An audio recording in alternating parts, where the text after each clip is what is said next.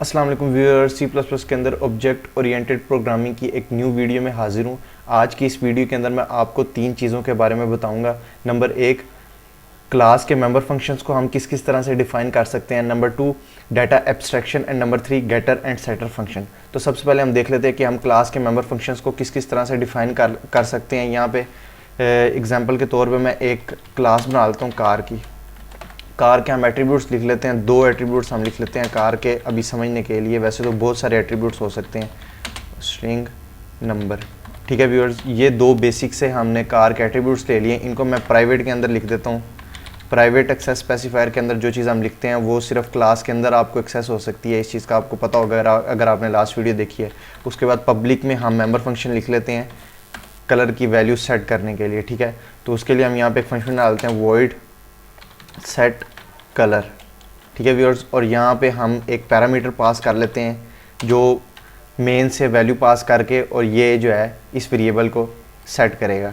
ठीक है व्यूअर्स, तो मेंबर फंक्शंस को हम किस किस तरह से डिफाइन कर सकते हैं। एक तो ये तरीका है कि हम अगर क्लास के अंदर यहाँ पे जो है ब्रैकेट्स लगा के इस तरह से अगर हम इनसाइड द क्लास फंक्शन की डेफिनेशन लिख दें। ठीक है, ये कलर को मैं सेट कर देता हूँ एक्स, तो ये वैल्यू सेट हो जाएगी।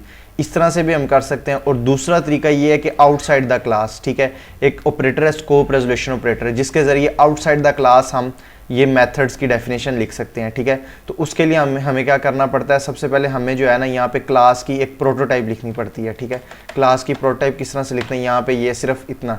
ठीक है, ये आपने क्लास की प्रोटोटाइप बता देनी है। उसके बाद आपने यहाँ पे सेमीकोलन टर्मिनेटर लगा देना है। ठीक है व्यूअर्स, उसके बाद आप इस तरह भी कर सकते हैं, ये जो आप पैरामीटर पास किया है ना, सिर्फ आप यहाँ पे जो है डाटा टाइप लिख दें। इस तरह भी कर सकते हैं और इस तरह भी कर सकते हैं कि आप वेरिएबल भी साथ में लिख दें, आपकी मर्ज़ी है। ठीक है, तो उसके बाद हम जो है ये आउटसाइड द क्लास इस मेथड को एक्सेस करते हैं। किस तरह से, सबसे पहले इस मेथड की रिटर्न टाइप क्या है, वॉइड। ठीक है व्यूअर्स, उसके बाद क्लास का नेम, ये क्लास का नेम हम यहाँ पे लिख दें कार। उसके बाद स्कोप रेजोल्यूशन ऑपरेटर, तो ये हमें उसने ऑप्शन दे दिया है। ठीक है व्यूअर्स, तो हम यहाँ इस तरह से मेथड को एक्सेस कर लेते हैं। तो इधर भी हम जो है स्ट्रिंग एक्स लिख देते हैं और यहाँ पे हम ब्रैकेट्स लगा के और इस तरह से हम जो है ना क्लास से बाहर अपने मेथड को एक्सेस कर सकते हैं। तो यहाँ पे हम सेट कर लेते हैं कलर इक्वल एक्स। तो ये जो है ना अब आउटसाइड द क्लास भी प्राइवेट मेंबर की वेरिएबल प्राइवेट मेंबर्स को एक्सेस कर सकेगा। क्यों? क्योंकि हमने स्कोप रेजोल्यूशन ऑपरेटर के जरिए जो है मेथड को एक्सेस किया है। तो अब ये जो है ना ये क्लास का ही पार्ट है। ठीक है ना, ये क्लास से बाहर कोई चीज़ नहीं है। लेकिन अगर क्लास से बाहर कोई क्लास हो या कोई भी फंक्शन हो तो उसके ज़रिए हम इन फंक्शंस को इन मेंबर्स को एक्सेस, प्राइवेट मेंबर्स को एक्सेस नहीं कर सकते। ठीक है व्यूअर्स, ये हमें स्कोप रेजोल्यूशन ऑपरेटर लगा के क्लास के मेंबर फंक्शन को एक्सेस करना पड़ेगा। उसी तरीके से हम ये प्राइवेट मेंबर्स को एक्सेस कर सकते हैं। तो उसके बाद अब ये कलर की वैल्यू सेट हो गई है। एक तरीका ये है कि इनसाइड द क्लास हम अगर मेथड को डिफाइन करना चाहिए और दूसरा तरीका आउटसाइड द क्लास। ये जो है ना ये आप यहाँ पे मेन से नीचे भी लिख सकते हैं। ठीक है, यहाँ पे इस जगह पे आपकी मर्ज़ी है, चाहे आप मेन से ऊपर लिखें, मेन से नीचे लिखें, आपकी मर्ज़ी है, ये आप जैसे मर्ज़ी लिख लें। ठीक है, तो ये क्लास के एंड पे ये सेमीकोलन लगाना लाजमी होता है। ठीक है, ये चीज़ भी आपने याद रखनी है, ये टर्मिनेटर क्लास के एंड पे आपने लाजमी लगाना है। उसके बाद अब हम यहाँ पे देख लेते हैं दूसरी चीज़, डाटा एब्स्ट्रैक्शन क्या होती है। ऑब्जेक्ट ओरिएंटेड प्रोग्रामिंग के अंदर ना हमारा जो डाटा होता है ना वो यूज़र से हाइड होता है। ठीक है, जो यूज़र होता है ना हमारे सॉफ्टवेयर का, उसकी बैकएंड जो डाटा हमारे प्रोग्राम की इंप्लीमेंटेशन होती है ना वो यूज़र से हाइड होती है। ठीक है, ये किस तरह से होता है ये देखें। अब एब्स्ट्रैक्शन का मीनिंग ये है हाइडिंग। ठीक है, डाटा को हाइड करना यूज़र से।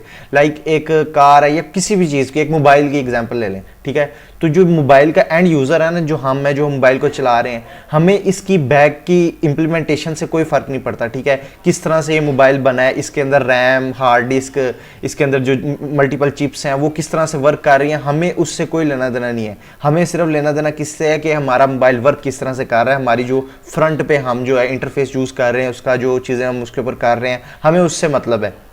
इसी तरह से ऑब्जेक्ट ओरिएंटेड प्रोग्रामिंग के अंदर हमारी जो बैकएंड की इंप्लीमेंटेशन होती है ना वो हम यूज़र से हाइड कर लेते हैं। ठीक है, इसे हम कहते हैं डाटा एब्स्ट्रैक्शन। उसके बाद आ जाता है getter setter. Getter setter functions जो होते हैं ना वो प्राइवेट मेंबर के अंदर जो वेरिएबल्स को हम सेट करते हैं ना, लाइक ये सेट का फंक्शन है, इसे हम कहते हैं सेटर फंक्शन। और जो वैल्यूज़ को गेट करने के लिए यूज़ होता है उसे हम कहते हैं गेटर फंक्शन। इन्हें हम एक्सेसर और म्यूटेटर फंक्शन भी कहते हैं। ठीक है, एक्सेसर और म्यूटेटर फंक्शन या गेटर सेटर फंक्शन, ये दोनों एक ही चीज़ें हैं। उसके अलावा अब हम ये देखें, ये हमने एक सेटर फंक्शन बना लिया है जिसने वैल्यू को सेट करना है, ठीक है। ये क्या है, सेटर फंक्शन। अब यहाँ पे हम एक गेटर फंक्शन बना लेते हैं जो वैल्यू को गेट करेगा। इसने सेट किया, अब गेट करेगा। गेट किस तरह से, ये वैल्यू की रिटर्न टाइप, वैल्यू का डेटा टाइप क्या, स्ट्रिंग। तो यहाँ पे हम लिख लेते हैं, ये देखें, स्ट्रिंग गेट कलर, ये देखें। अब इसको भी हम यहाँ पे जो है स्कोप रेजोल्यूशन ऑपरेटर के ज़रिए वॉइड कार गेट कलर, ठीक है व्यूअर्स। उसके बाद यहाँ पे हम रिटर्न कर देते हैं कलर, ठीक है। ये देखें, ये जो हो गया अब गेटर फंक्शन।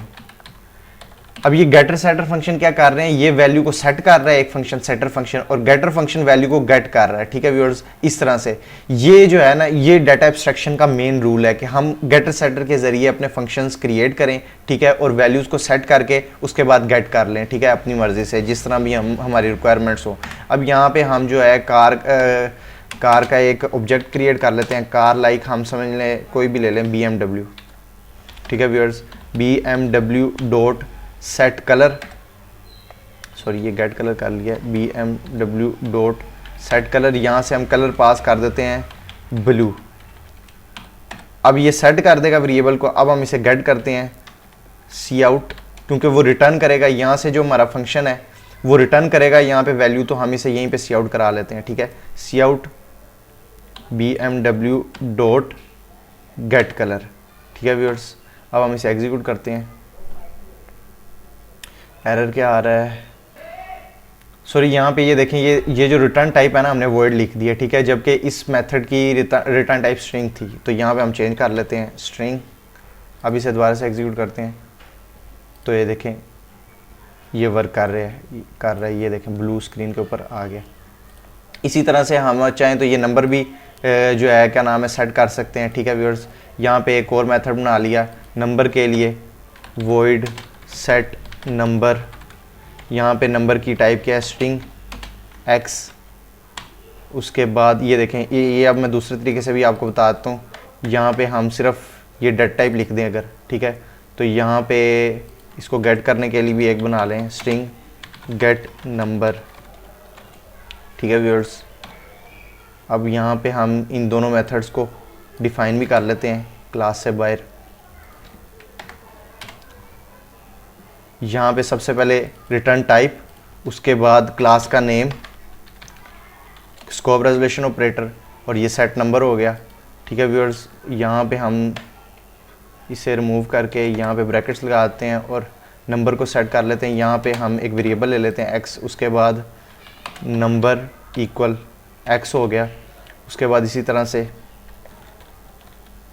ये गेट भी कर लेते हैं हम यहाँ से कार, और ये स्कोप रेजोल्यूशन ऑपरेटर और रिटर्न नंबर। अब यहाँ पे हम BMW का नंबर भी सेट कर लेते हैं। यहाँ पे मैं एंडल लिख देता हूँ ताकि एक लाइन ब्रेक हो जाए। BMW डॉट सेट नंबर,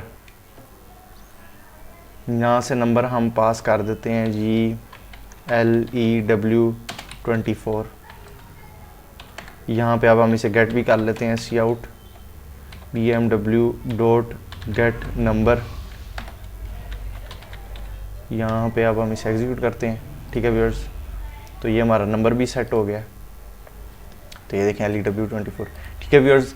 ये है डाटा एब्स्ट्रैक्शन का रूल कि हमारा जो है ना बैक एंड की इम्प्लीमेंटेशन हमारे यूज़र से हाइड हो जाए, ठीक है, कि किस तरह से वर्क कर रहा है। सिर्फ यूज़र को ये हो कि यूज़र के फ्रंट पे जो काम हो रहा है वो यूज़र को पता चले, ठीक है। उसके बाद जो है ये गेटर सेटर फंक्शन, किस तरह से हम वैल्यूज़ को सेट करते हैं, उसके बाद गेट करते हैं, और उसके अलावा हम मेथड्स को किस तरह से डिफ़ाइन कर सकते हैं। क्लास के अंदर भी कर सकते हैं, क्लास के बाहर भी कर सकते हैं, आपकी मर्ज़ी, आप जिस तरह चाहे कर लें।